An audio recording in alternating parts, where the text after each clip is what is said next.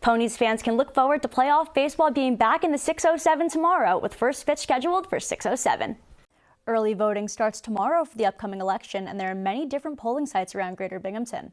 I'm here with Mayor Jared Cram, who is still Mayor Jared Cram after getting the win tonight. Tell me, Mayor, how are you feeling after getting the win? I'm feeling great. This is a really electric atmosphere here. And here we are at TD Bank Ballpark for not just any playoff game, but a Subway Series playoff game. I don't know if you could hear New York, by Fred Knasha playing. Marte is proud to be Dominican and celebrate Hispanic Heritage Month with all the Hispanics in the community. En Binghamton, soy Lindsay Arons, Noticias 34. The MLB trade deadline was tonight at 6 p.m. and a couple of Rumble ponies are headed to the Orioles farm system. Binghamton woman is outraged as she says an intruder entered her home and allegedly performed a sexual act in front of her 7-year-old daughter and was out free on the streets not even a day later. The Pennsylvania man who was convicted of setting a fire that killed a teenager in 2011 was sentenced this morning to 20 years to life in prison.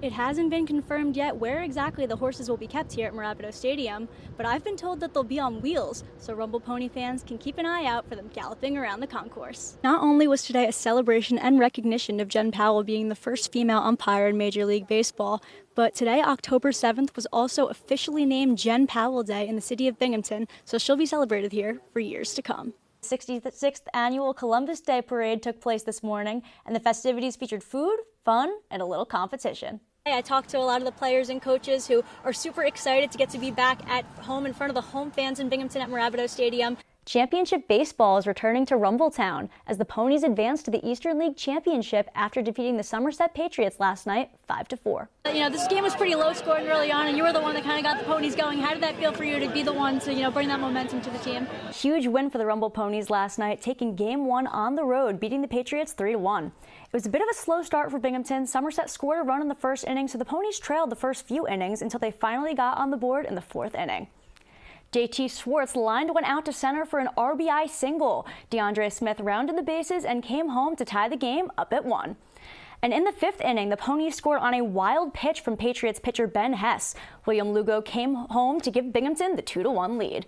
And let's go to the 8th inning. Chris Suera went deep on a laser to left field to seal the win for the Ponies. Now coming up to the plate is the $800 million man in Juan Soto. He smacks one to right field. And Houston, we have a problem. That is a no-doubter. He knew it right after he swung. Mets go on to win this game 3-1. Soto's first home run for the Mets comes in the 2nd game of the season in Houston, and that's only one of many more to come. Super Bowl 59 was not exactly the nail-biter NFL fans were expecting.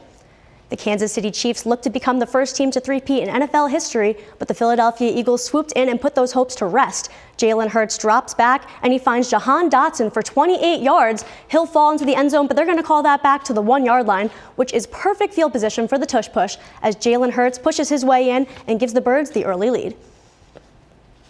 Patrick Mahomes in the shotgun. He rolls out to his right and fires, but it is intercepted by Cooper DeJean. The birthday boy sure is feeling 22, taking it all the way back, and he becomes the first NFL player to score a touchdown on his birthday in the Super Bowl. Jalen Hurts fakes the handoff. He has plenty of time, and he goes deep. And he connects for 46 yards with Devontae Smith, and there was no coming back from that. That was the nail in the coffin as the Eagles take a knee in victory formation, giving them their 2nd Super Bowl win in franchise history. Fernandez had such an impact in such a short time at Syracuse. When he arrived, the team was 6-6 before he got here, and he turned that into 10-3 in his first season with the team. And I think everyone can agree that, he's completely changed the culture of the Syracuse football team, and I think that's only going to continue. So let's just say I think he'll be taking a lot of showers next season because, winners get washed. The UNC game last night against San Diego State, total just blowout, and it's interesting because people weren't even sure that UNC should be in this tournament. Other teams were probably more deserving like Indiana, Ohio State, West Virginia, but I think that UNC really cemented their place. The heartwarming thing about this club is not only are the peer mentors assisting the students, but the students are assisting them too.